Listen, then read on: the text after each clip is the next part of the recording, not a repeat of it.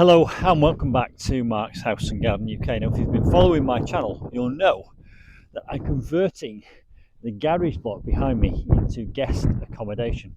In the process of doing that, I discovered that my septic tank soakaway has failed, and I've decided to repair it myself. And in the process of digging the trenches, I've unearthed some objects from bygone times, and it's like a little treasure trove.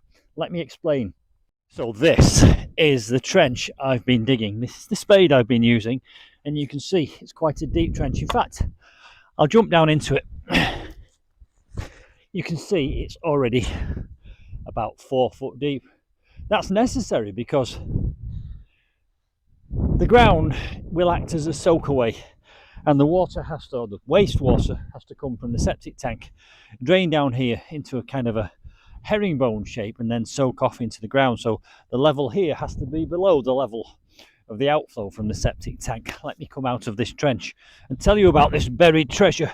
Now, it's not buried treasure as in gold and silver, but it is very, very interesting. And in one sense, it probably is value. Number one, it's probably a historical archive. And number two, I believe that some of the items I found in this trench are indeed valuable. I could probably sell them on the internet if I wanted to. I'm going to show you them now. And here they are over here on this tray on top of this olive jar. By the way, the reason I was able to walk out of that trench is I've put a plank down just in case a hedgehog ends up down there. He can climb out. Right, let me bring the camera in close and show you what I've found. In fact, what I'm going to do is move this tray of objects out of the wind to the courtyard at the back of the cottage, where it's a bit more sheltered and you won't get the wind noise on the mic. I'll bring the camera in close because there's some interesting things about these bottles and jars, which I'm going to show you. Now, I don't really know what these are, but I have an idea, so I'll tell you what I think. But if you've got a better idea, please do tell me in the description box below this video. So I'll bring the camera in close and I'll show you these in a bit more detail.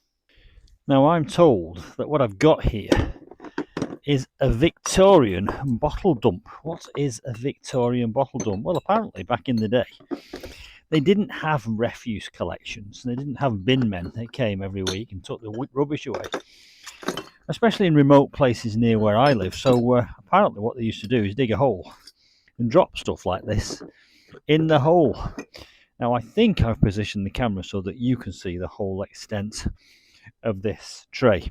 Right, over here on the left, we have a collection of pale cream clay jars, various shapes and sizes. Some are similar to others. Those two are the same. That's one on its own. That's one on its own. These three are the same. Some of them have got hairline cracks in, but they're still more or less intact. And that one there seems to match these in the sense that it's got this ribbing. Now, I understand that these were marmalade jars, earthenware marmalade jars. There's no markings on them. There's no manufacturer's markings. What do you think? There seems to be a ridge around here, and I'm imagining that you could put like a piece of cloth over there and then tie it with string. Preserves, pickles, marmalades, that kind of thing, I imagine. And here is a glass jar with kind of a dimpled effect, and there is some writing on this, and it says Wye Valley Preserves Herefordshire Fruit Company. So it basically says Herefordshire Fruit Company Limited, Wye Valley Preserves. I guess I could look that up on the internet and see if there's any value on there. And it says under here, full size standard jar.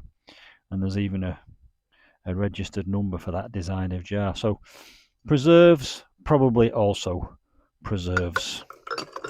But as I say, if you know any more or any better or any different, please do let me know in the description box below this video. I'd love to hear from you. Let's have a look at the bottles. So first of all, let's kind of sort them out into types. We've got 3 of these green ones, so let's put the 3 green ones at this end. We've got two of these rectangular shaped ones. That one's got writing on it. We've got a small one here that looks like a miniature bottle, but I don't think it will be. But it's got a strange kind of shape to it, so I don't know whether that's mass produced or not, that bottle.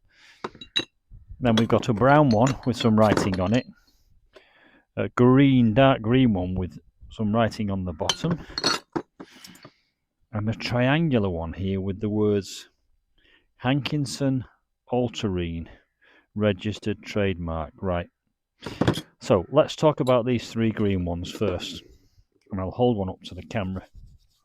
And it says on that G, F and A Brown and Sons, Nantwich and Crew. That looks like a beer bottle to me, and that is in perfect condition. I could probably Google G, F and A Brown and Sons, Nantwich and Crew and find out some history about that. Again, another one which is almost perfect. A bit of a chip there. And a dirty one which I've recently discovered. This is what they look like when they come out of the ground, covered in mud and dirt.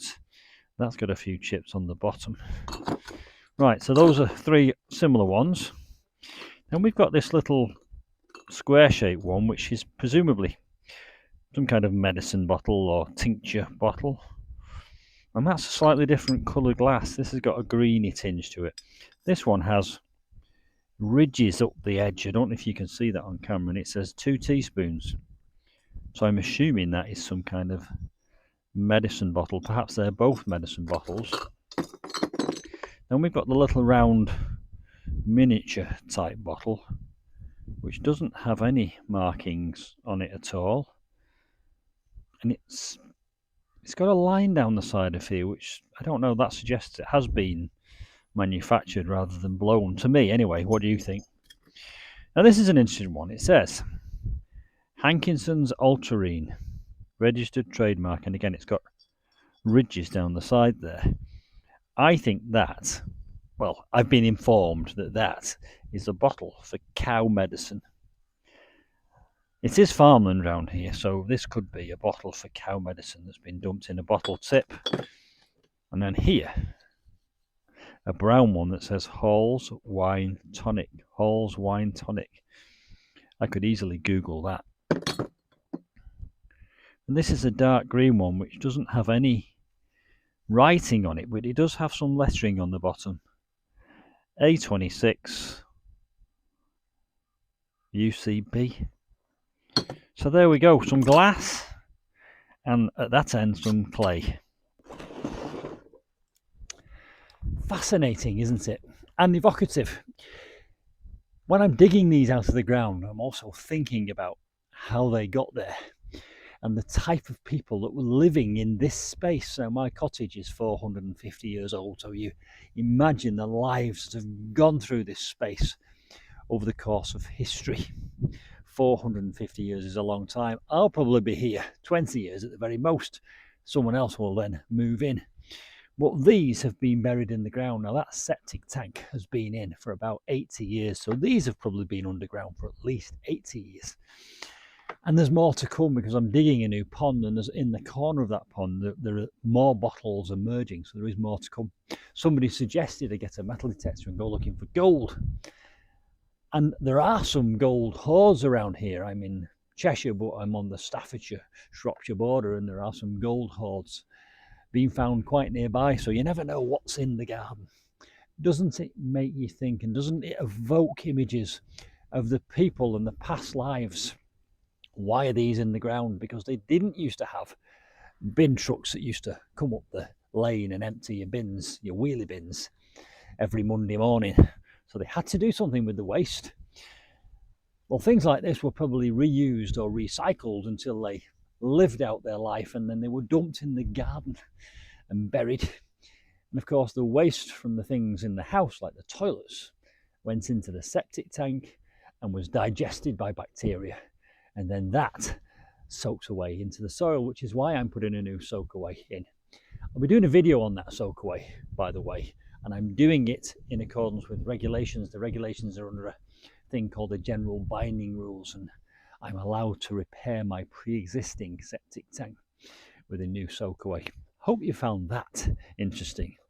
I found it fascinating, and please do feel free to comment below anything you know about things like this, their origins, their uses, their value, how you might sell them. Let me know in the comments box below this video. One last thing, don't forget, very soon I'll be launching my newsletter, and you'll be able to subscribe to that. And in that newsletter there will be news, obviously, questions and answers. I get a lot of questions on my videos, so I'll be answering them in those newsletters. And also discount codes, because a lot of suppliers ask me to talk about their products and send me discount codes. I'm going to put those in the newsletter as well. Hope you enjoyed that, and I'll see you soon for some more house and garden adventures. Bye for now.